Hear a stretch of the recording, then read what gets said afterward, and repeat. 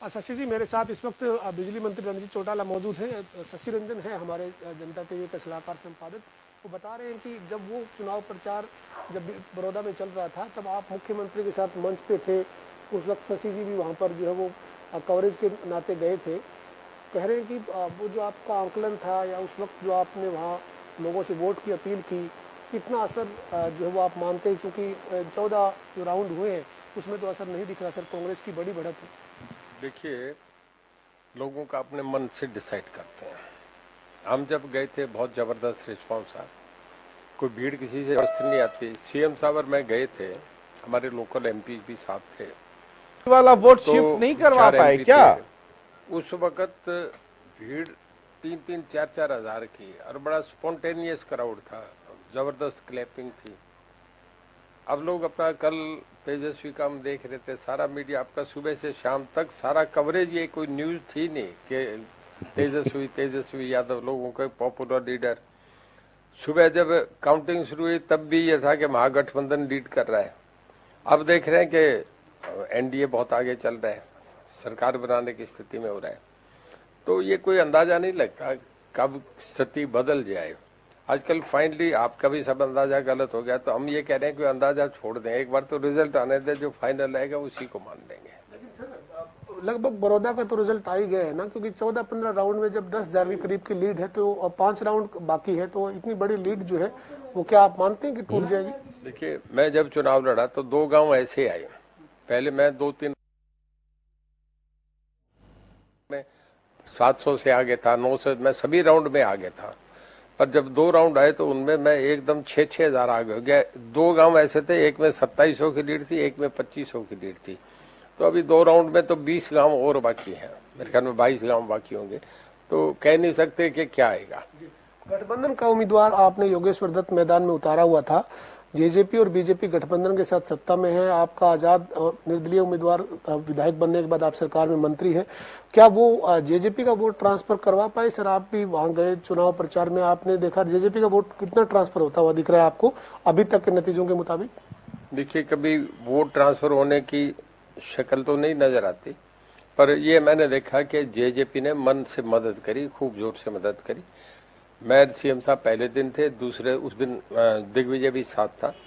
दूसरे दिन सीएम साहब और दुष्यंत इकट्ठे थे, सब जगह गए हैं। जितने भी हम इंडिपेंडेंस थे या जेजेपी के थे, सब लोगों ने बीजेपी की जी जान से मदद करी है। मैं 1% भी उसमें नहीं समझता। हालांकि कांग्रेस में कुछ था, कांग्रेस में आपस में एक सेल जैसे कुछ घटना होगी थी, वहाँ डिवीजन नजर आ रहा था। चौधरी रणजीत सिंह जी से ये पूछिए पवन कि रणजीत सिंह जी ये कह रहे थे मंच से कि जब मैं आ गया और दिग्विजय आ गए तो फिर समझ जाइए कि सरकार को पूरा समर्थन है और आप अब इधर उधर में मत रहिए।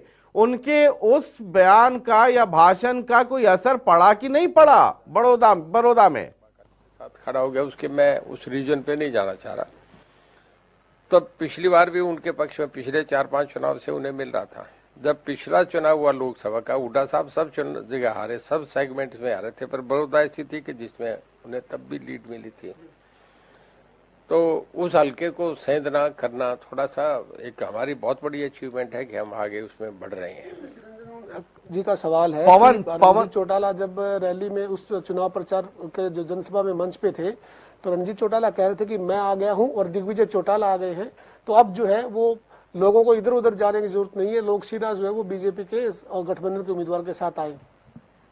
शायद कुछ आपने भाषा बदल के कही, ऐसा नहीं था, मैंने ये कहा। भाव वही था। बोलिए, भाषा का मतलब मैं डिक्टेशन तो ले नहीं रहा था, भाव वही था।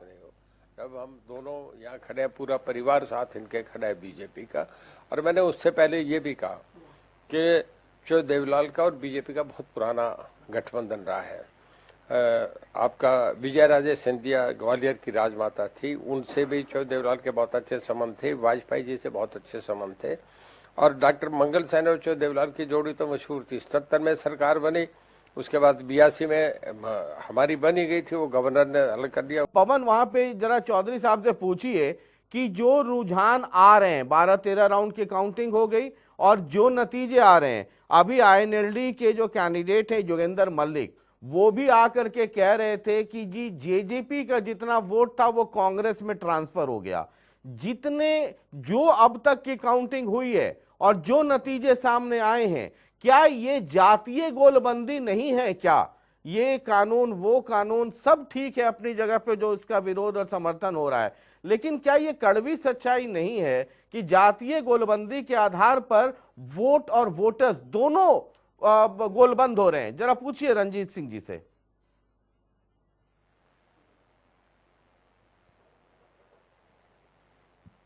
जी बिल्कुल, शशि जी का सवाल है सर आपके लिए कि जो बड़ौदा के अभी तक के जो रुझान है सर, 14-13 राउंड के जो रुझान है, 10,000 के करीब की लीड कांग्रेस के पास है।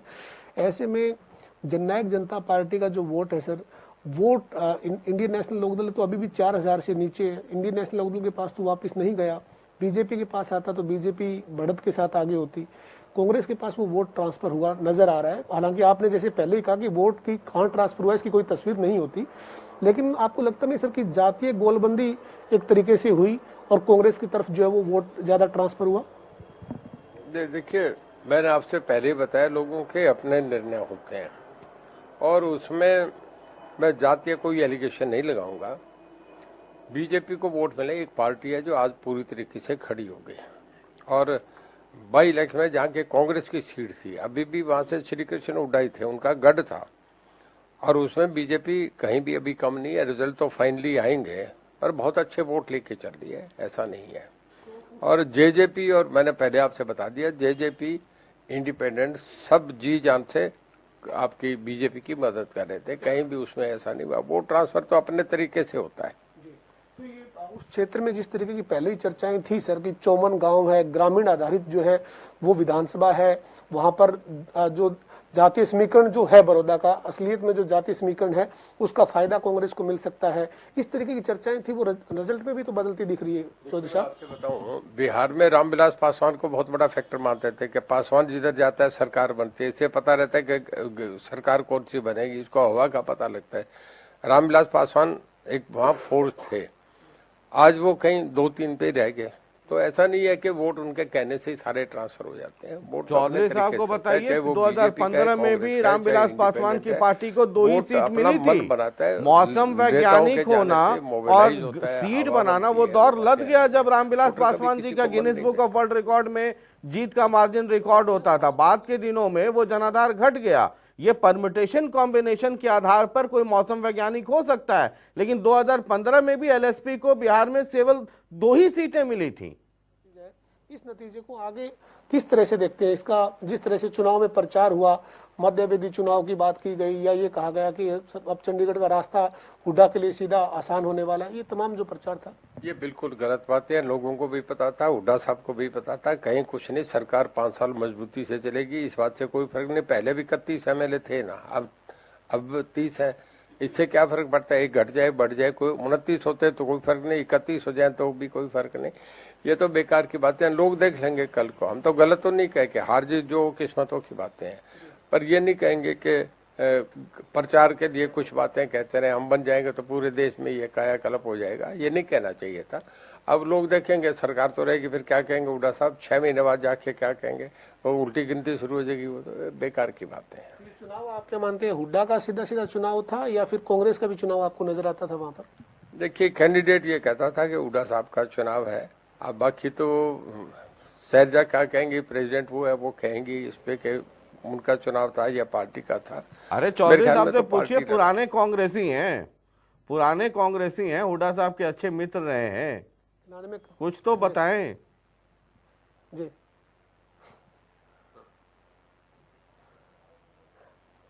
सर, शशि जी पूछ रहे हैं कि आप तो हुड्डा साहब के अच्छे मित्र हैं, पुराने लंबे समय तक आपने कांग्रेस में उनके साथ, या आपने उनके साथ, या उन्होंने आपके साथ, आप दोनों ने मिलकर काम किया।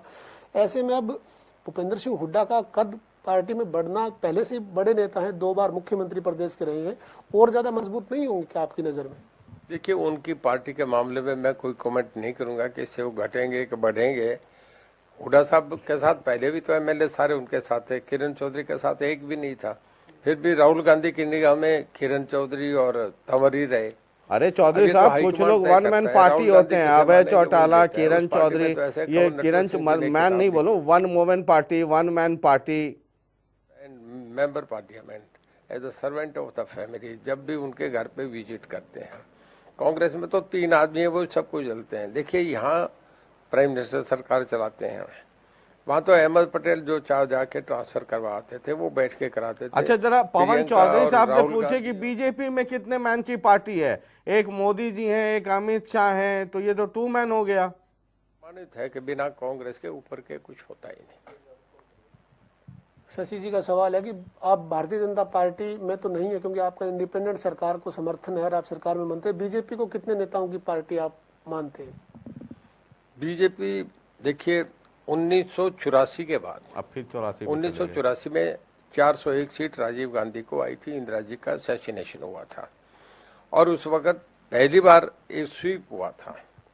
1984 के बाद आप ये समझिए कि पिछले 30 साल में, 2014 में चुनाव हुए थे, 30 साल में गठबंधन की सरकारें आई हैं। चाहे वाजपेयी जी ने चलाई, चाहे चंद्रशेखर ने चलाई, चाहे वीपी सिंह जी ने चलाई, चाहे देवगौड़ा ने चलाई, चाहे मनमोहन सिंह जी ने चलाई। वो कोलिशन गवर्नमेंट थी, कोलिशन पीरियड चला था बीच में। 30 साल के बाद लोगों ने अकेली पार्टी को बहुमत दिया और फिर 5 साल के बाद फिर उसी पार्टी को फिर सिंगल मेजोरिटी दे दी। तो ये तो लोगों का, पूरे देश का एक सर्वान्वित जिसे कहें, वो आपका उन्हें सपोर्ट हुआ है।